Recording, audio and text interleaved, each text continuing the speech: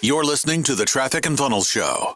As a parent and a spouse, it's crucial that you understand the right priorities in finding in your work, in your business, and with your family. So I just want to give a few thoughts on work and family, business, entrepreneurship, because we entrepreneurs are crazy. We are obsessive.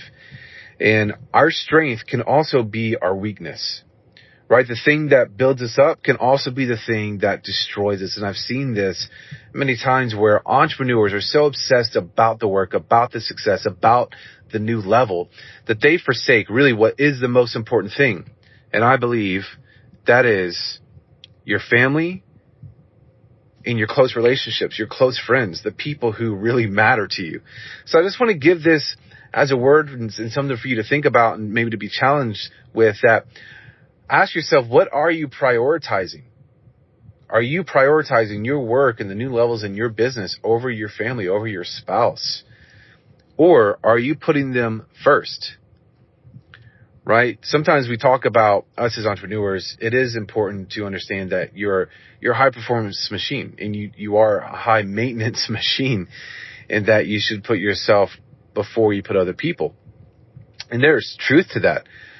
But I think ultimately it's so that you can get to a place where you're so healthy that you can pour into your spouse, your husband, or your wife, that you can serve them, that you can help propel them forward, that you can pour into and mentor your kids and raise healthy, beautiful, amazing kids that are able to turn around and bring tremendous value to the world, right? Of course, you got to get to a place of health first. So I just want to challenge you as an entrepreneur, as a business owner, as a growth-oriented person, to make sure that you are not forsaking your family, your spouse, your close relationships in your new business or in your growth or in your entrepreneurship. Because the thing that I've discovered is that you will never, or very rare do I see a true entrepreneur stop unless they burn themselves out, right? But when you have a target, and let's say your target is to, oh man, I want to build a $1 million a year business. And when I build that $1 million a year business, that'll be it. I can retire.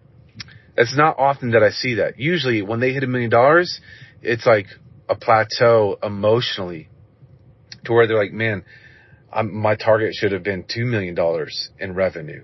And then that's, I think, part of our strength as entrepreneurs is we always want more. We always want a new level, deeper, new horizons.